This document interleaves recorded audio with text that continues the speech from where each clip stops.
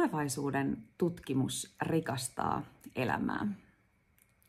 Tervehdys, mä olen Silvosen Essi, tulevaisuuden tutkija ja tulevaisuusvalmentaja.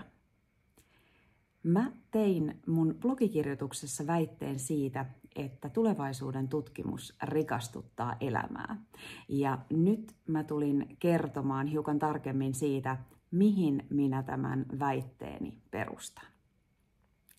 Ensinnäkin, tulevaisuuden tutkimus rikastaa elämää meidän maailmankuvan muodossa. Luonnostaan meillä on taipumus nähdä eteenpäin tulevaisuuteen aika kapea horisontti. Ja tuo horisontti muodostuu meidän menneiden päätösten ja ratkaisuiden ja pitkälti historiatiedon ja ymmärryksen perusteella.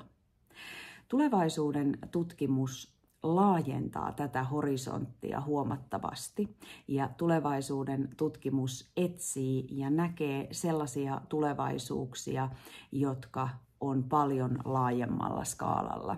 Se etsii mahdollisia tulevaisuuksia, toivottavia tulevaisuuksia, jopa hahmottelee täysin naurettavia, mahdottomalta tuntuvia tulevaisuuksia, jotka kuitenkin saattaa olla mahdollisuuksien rajoissa.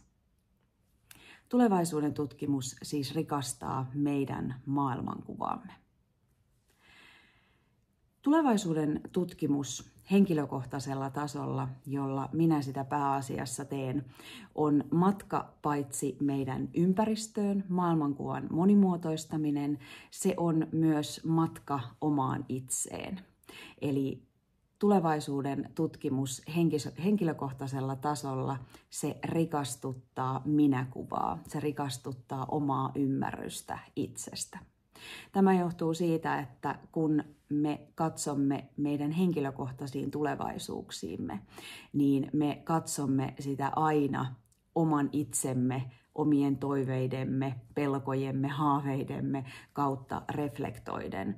Ja monesti matka mahdollisiin tulevaisuuksiin paljastaa meille myös sellaisia asioita itsestämme, joita me emme ehkä aikaisemmin ole huomanneet tai jostakin syystä tuoneet pinnalle. Joten tulevaisuuden tutkimus rikastaa myös minäkuvaa. Kolmas asia, jota tulevaisuuden tutkimus rikastuttaa, on ajattelumaailma. Kun me lähdemme ajattelemaan tulevaisuuksia tietoisesti ja toisin, me tulemme opetelleeksi tulevaisuusajattelua ja meidän tulevaisuuslukutaitomme kehittyy. Tulevaisuuksien tutkimus siis rikastaa meidän ajattelumaailmaamme. Ja se saa meidät näkemään vaihtoehtoisia tulevaisuuksia huomattavasti enemmän ja herkemmin kuin mitä me ennen tulevaisuuden tutkimusta olemme pystyneet tekemään.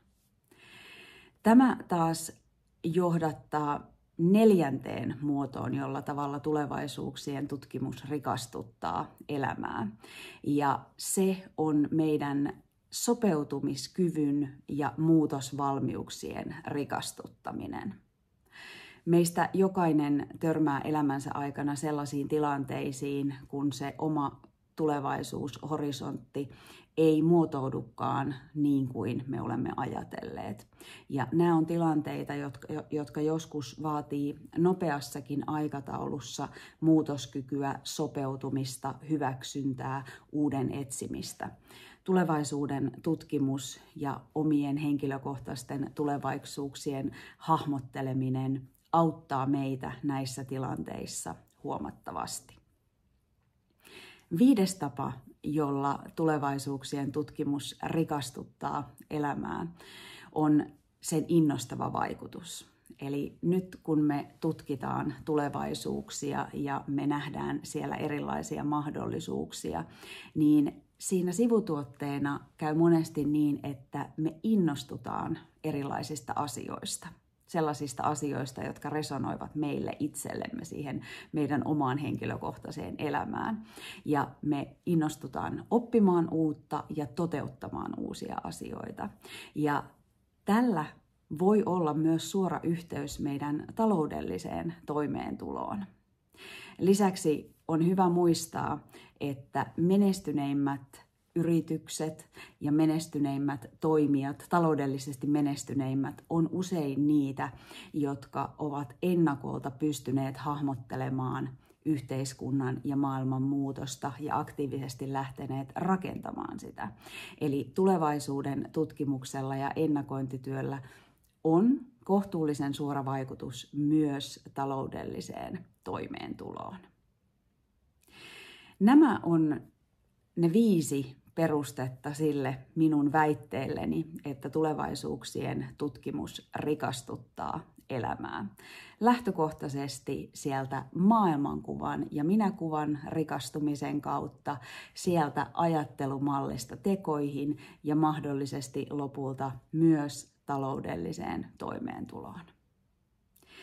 Mun blogikirjoitus on luettavissa kokonaisuudessaan Turun yliopiston Elävää tiedettä blogissa ja mä laitan sen myös tähän postauksen yhteyteen.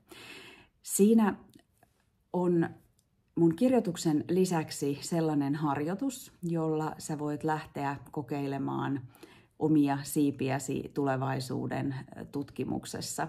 Kevyt harjoitus, millä sä saat tulevaisuusajattelua otettua mukaan sinun arkeesi harjoituksen muodossa, mikäli sattuisi olemaan niin, että tulevaisuuksien tutkimuksen kautta tuleva maailmankuvan, minäkuvan ja ajattelutavan rikastuminen alkoi kiinnostamaan.